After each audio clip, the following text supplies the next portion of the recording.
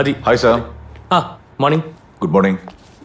ఎందుకు రమ్మన్నారు? ఏంటి విషయం? మిమ్మల్ని ఎందుకు రమ్మన్నానంటే మనకక్కడ టీపై మీద దొరికిన కత్తి మీద హంతకుడు అనే సందేహం ఉన్న ఒక వ్యక్తి ఫింగర్ ప్రింట్స్ దొరికాయి. అలాగే అతని బ్లడ్ శాంపిల్స్ కూడా దొరికాయి.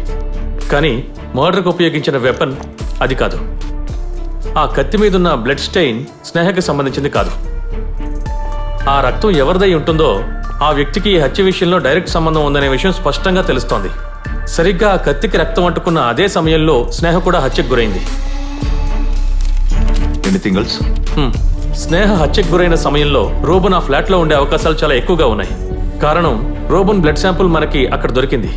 నా ఫైండింగ్స్ ఏంటంటే స్నేహ ఇంకా రోబన్ హత్య చేయబడింది ఆ ఫ్లాట్ లోనే. కానీ స్నేహ హత్య తర్వాత 30 నుంచి 50 నిమిషాల వ్యత్యాసంలోనే రోబన్ హత్య చేయబడ్డాడు. బలమైన దాడి వల్ల రోబన్ కింది దవడ పక్కకి జరిగింది. ఇనపది గని లేదా అలాంటి ఆయుధం ఏదైనా హంతకుడు ఉపయోగించుండాలి. అది మాత్రమే కాదు, రోబన్ గోళ్లలో దొరికిన బ్లడ్ శాంపిల్స్ స్నేహకి సంబంధించినవే.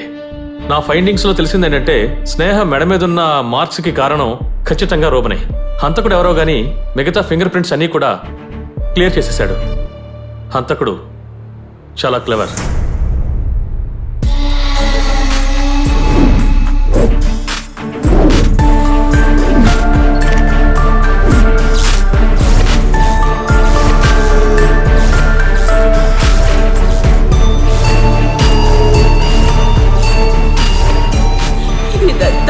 వాళ్ళింటి వాళ్ళే చేశారు. Thank you sir. With pleasure.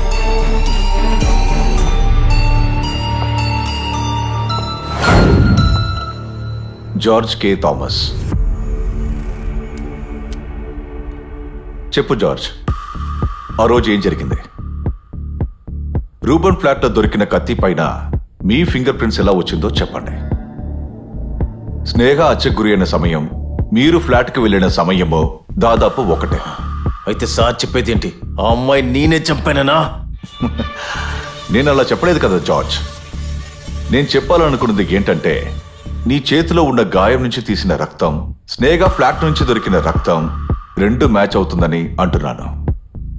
మీ చేతికి గాయం ఏర్పడిన సమయము, స్నేహ హత్య చేయబడిన సమయము ఒకటే. అంతేకాదు, క్రైమ్ స్పాట్ నుంచి దొరికిన కత్తి పైన మీ ఫింగర్ ప్రింట్స్ ఇంకా రక్త మరకలు ఉన్నాయి. ఇప్పుడు చెప్పండి, అసలు ఏం జరిగింది? తన్ని పొడిచి చంపింది నేనే సార్. పొడిచి చంపారా లేదా గొంతు కోసి చంపారా? కాస్త ఆలోచించి చెప్పండి.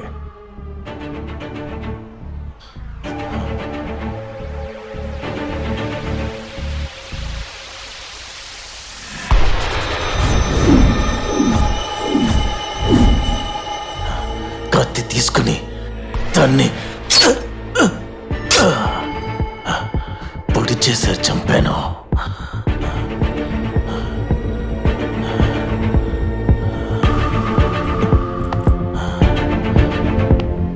నేను చెప్పాను కదా నా వల్ల కాదు అని. ప్రతిసారి చెప్పడం నాకు చాలా విసుగ్గా ఉంది.